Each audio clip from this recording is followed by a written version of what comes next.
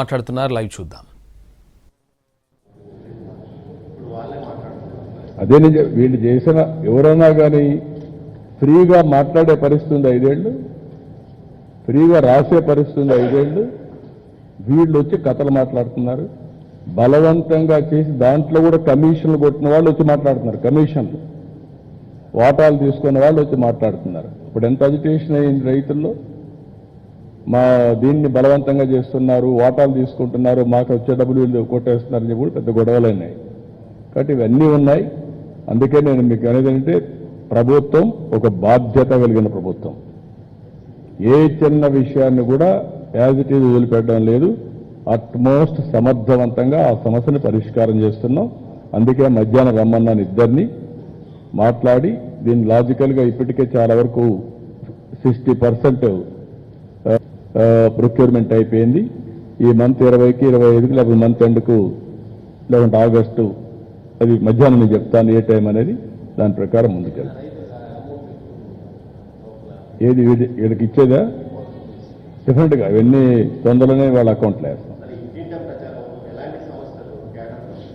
First డేనే కదా, ఎప్పటికప్పుడు మీకు అందరికి ఐడియా ఇస్తాం. సుపరిపాలనలో తొలి అడుగు, అనేక ఇబ్బందులు అధిగమించి ముందుకు పోతున్నాం. తల్లికి వందనం ఒకప్పుడు ఇచ్చింది ఒక్క బిడ్డకి ఇస్తే, నేను పోతే ఒక 20 ఏళ్ళు తిరిగినప్పుడు 4, 5 మంది 7 మందికి ఇచ్చాం. ఇది నాట్ అవర్ అచీవ్మెంట్. 7 మందికి ఇచ్చామంటే 1,05,000 రూపాయలు ఒక కుటుంబానికి, ఒక తల్లికి వందనం కింద ఇచ్చిన ఘనత తెలుగుదేశం పార్టీది. అదే మరిగా పెన్షన్ ఒకేసారి 4,000, 6,000, 10,000, 15,000 ఇచ్చాం. ఇది ఎక్కువ ఇచ్చేప్పుడు కొంతమందికి ఆశలు కూడా పుడతా ఉంటాయి, రేపు మనకు కూడా వస్తే సరిపోతుంది. ఎందుకంటే అన్నింటికంటే ఆ కుటుంబానికి ఆదాయం వచ్చే విధానం 64 లక్షల ఫ్యామిలీస్కి ఇస్తున్నాం, మెంబర్స్కి ఇస్తున్నాం. టోటల్గా మీరు చూస్తే 34,000 కోట్ల రూపాయలు ఇస్తున్నాం. పేదల సేవలో మొదటి తారీఖు వస్తే గ్రామాలు కళకళలాడే పరిస్థితి వచ్చేది. ఎప్పుడు ఇచ్చారు అడుగుతున్నా. 5 ఏళ్ళు 250 పెంచుకుంటూ పోయి ముక్కుతూ మూలుగుతూ ఇస్తే అది గొప్ప. నేను రెట్రాస్పెక్ట్ ఎఫెక్ట్ ఇచ్చాను. ఏప్రిల్ నుంచే పెంచిన పింఛన్లు ఇచ్చాను. ఎవ్రీ మంత్ ఫస్ట్ తారీఖున 6 నుంచి 8కి 2 అవర్స్లో పెంచేస్తున్నాం.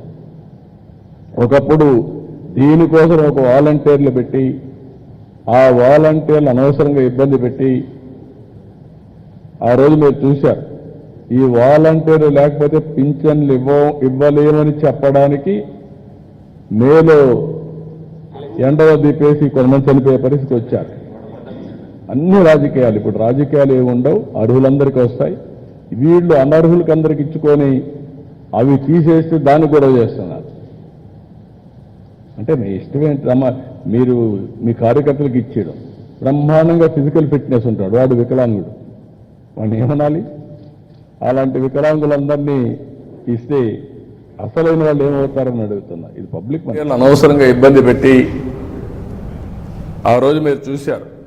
ఈ వాలంటీర్ లేకపోతే పింఛన్లు ఇవ్వలేమని చెప్పడానికి మేలో ఎండలో దీపేసి కొంతమంది చనిపోయే పరిస్థితికి వచ్చారు. అన్ని రాజకీయాలు, ఇప్పుడు రాజకీయాలు ఏమి ఉండవు, అర్హులందరికీ వస్తాయి. వీళ్ళు అనర్హులకి అందరికి ఇచ్చుకొని అవి తీసేస్తే దాన్ని గొడవ చేస్తున్నారు. అంటే మీ ఇష్టమేంటమ్మా, మీరు మీ కార్యకర్తలకు ఇచ్చేయడం. బ్రహ్మాండంగా ఫిజికల్ ఫిట్నెస్ ఉంటాడు, వాడు వికలాంగుడు, వాడిని ఏమనాలి?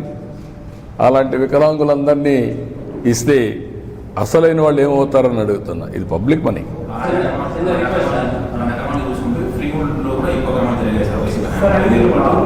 మన జిల్లాలో వైసీపీ అక్రమాలు చేసిన ఫ్రీ హోల్డ్ 1,05,000 ఎకరాలు అక్రమంగా తీసుకున్నారు.